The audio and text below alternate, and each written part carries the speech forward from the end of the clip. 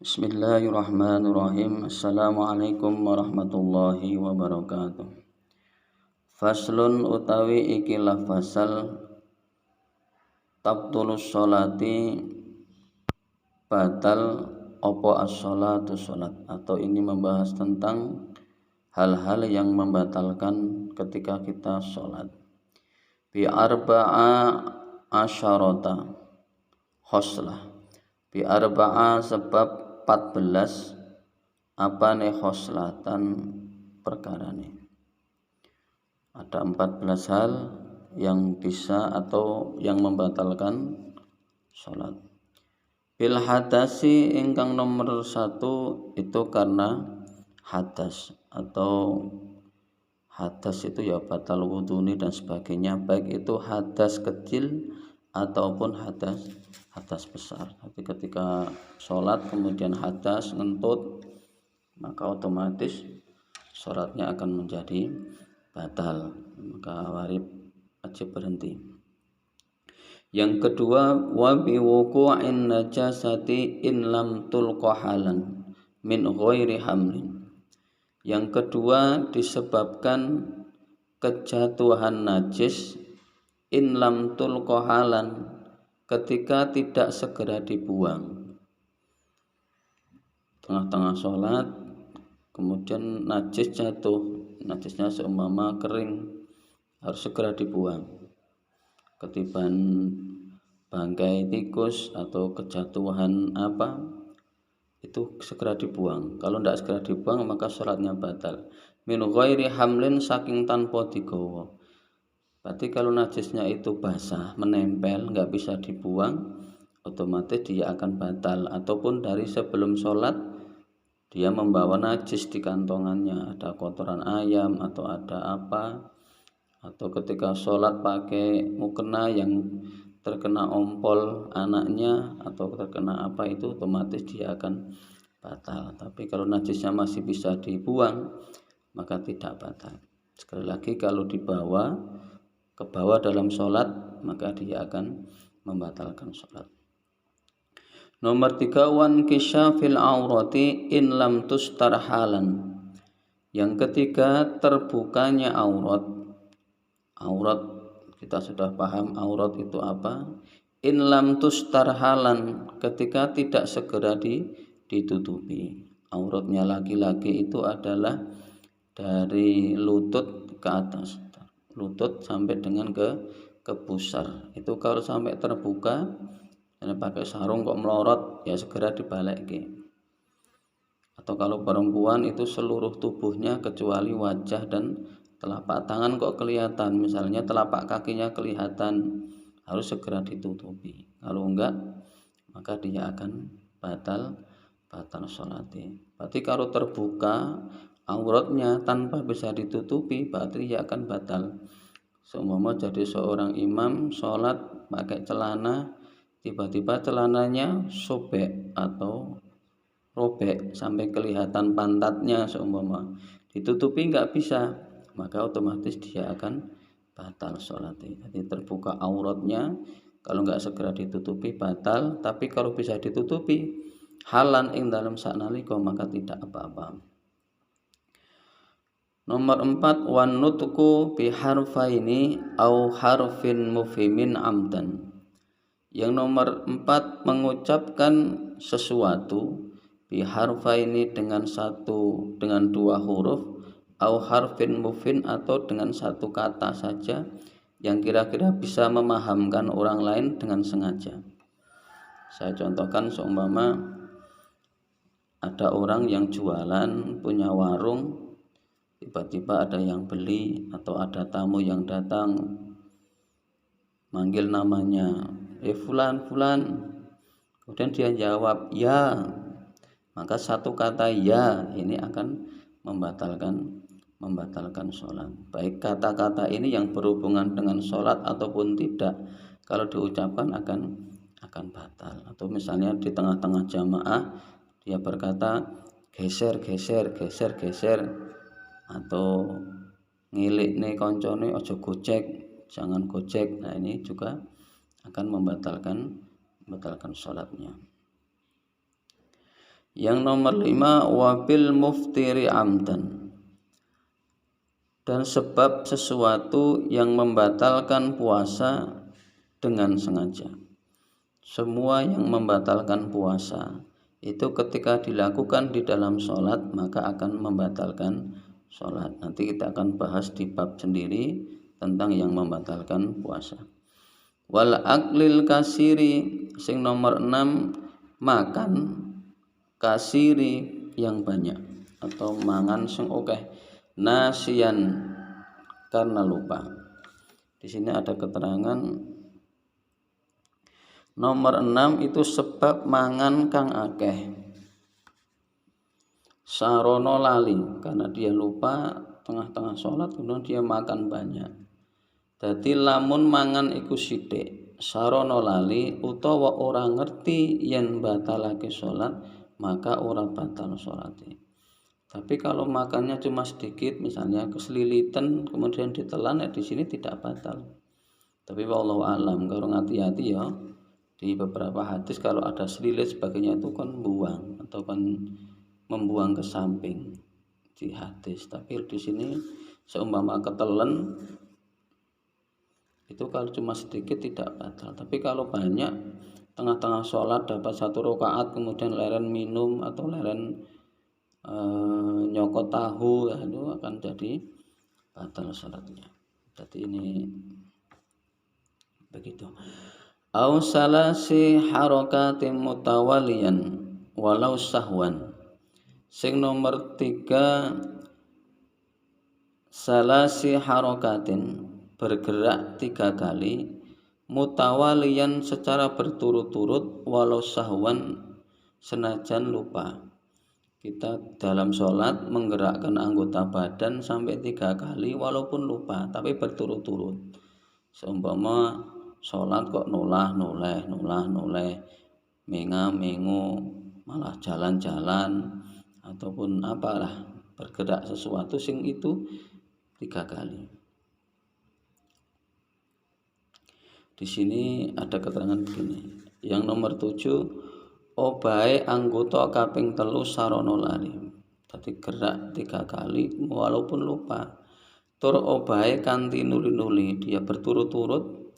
Dadi lamun obahe iku ora nuli-nuli mongko ora batalake sholat. Tapi kalau bergerak cuma 1 kali tidak apa-apa di sini. Tapi ini disyaratkan harus 3 kali baru batal. Kalau sekali tidak apa-apa, misalnya melangkah 1 kali itu kalau ada hajatnya itu tidak apa-apa. Yang nomor 8 wal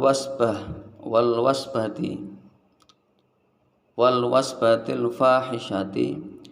Yang nomor 8 melompat fahisyati kang banget atau loncat.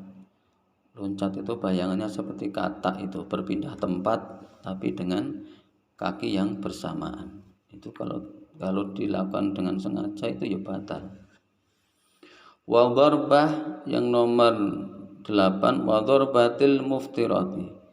Sing nomor 8 iku memukul al muftirati kang banget. Tengah-tengah sholat tiba-tiba memukul sesuatu tanpa hajat, tidak ada apa-apa, tiba-tiba mukul koncone atau mukul mukul temannya atau mukul bangku atau mukul tembok tanpa ada sebabnya, tiba-tiba mukul, maka dia batal. Tapi kalau ada sebabnya itu ada yang diperbolehkan. Seumpama sholat di tengah sawah lalu ada ular atau ada kalajengking, itu boleh dipukul. Nah, itu ada hadis Nabi boleh. Itu kalau ada hajatnya mungkin tidak apa-apa. Tapi kalau nggak ada apa-apa, tiba-tiba mukul tembok, mukul temannya, nah itu dia akan batal salatnya.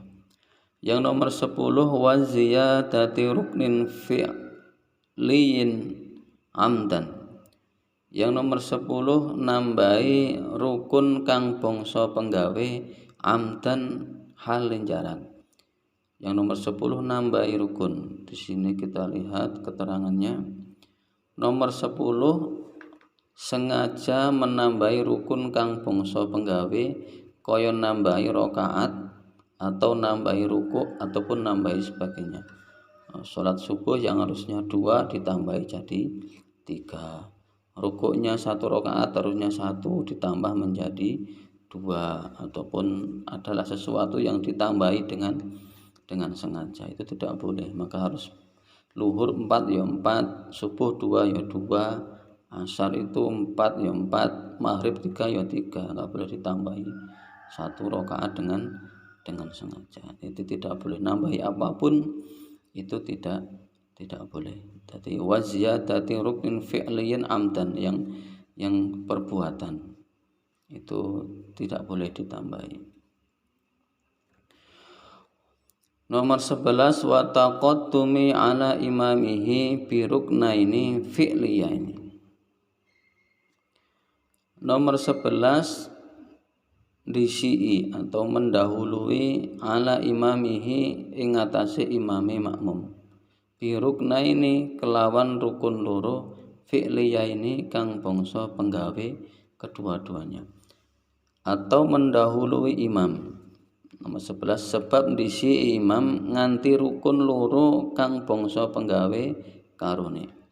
Contohnya kaya imam masih rukuk, makmumnya sudah iktidal. Kemudian ketika imamnya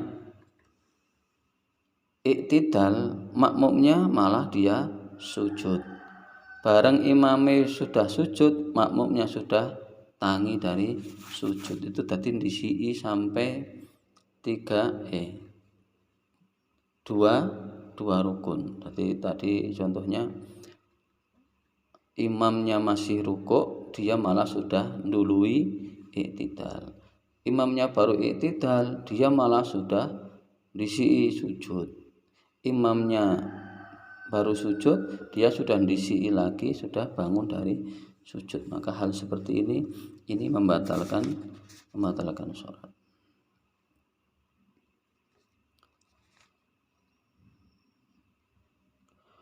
Terus wa takhallifu bihima bi ghairi udrin, utawa malah ngereni. Tadi utawa malah ketinggalan kelawan rukun loro bi ghairi udrin kelawan tanpa udhun. Selanjutnya begitu juga ketika kita ngeri niku